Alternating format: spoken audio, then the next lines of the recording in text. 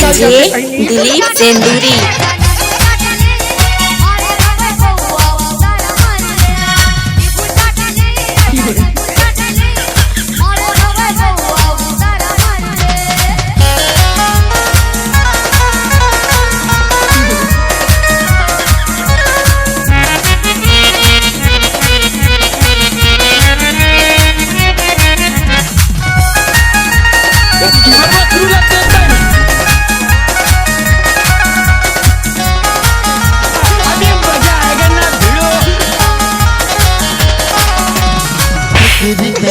गोरी चख नमो हाथ में तो खाओ रानी मत नमो नाराज गोरी चख नमो हाथ में तो खाओ रानी मत नमो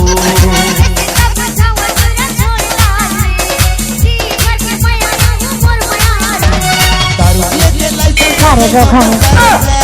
दारू पिए के लाइसेंस हम सरकार जी भर के पिए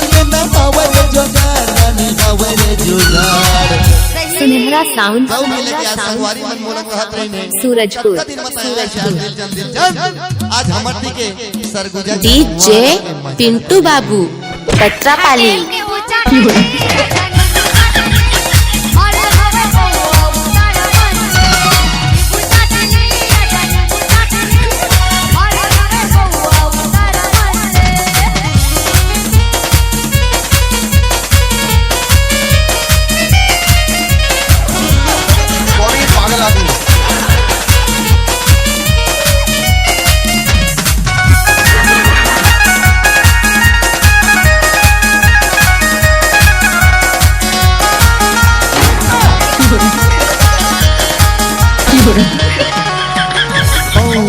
छोड़ गोरी बोतल खोल दे बैगला दिया दे रानी मिठ खोल दे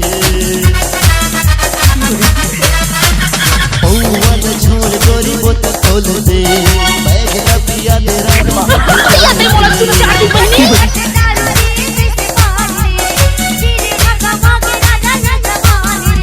दारू में छोड़ तू बात मान के दारू में छोड़ तू बात मान के मैं मोला दे तेरा ने दिल बार मेरे मोर दिल बार गौ के लेके तोरा छोड़ देवा हो दारू छोड़ देवा दारू ले मैं छोड़ू और की तो छोटे हो गए सुनहरा साउंड सूरजपुर। मैं देवे तबे दारू ले छोड़ू नहीं तो नहीं छोड़ता तोला भारी माया करू डीजे पिंटू बाबू पत्रापाली। ठोकन आधा परे दिल आज भन्ना दोनों जन मान ले थनो ले थर थर मार ले बोल आज के बाद नहीं पियन भाई ये तो कसम खा था हमर दई बहिनी के आगू में आज के बाद हम दारू पीबो त भगवान डीजे दिलीप सेंदूरी।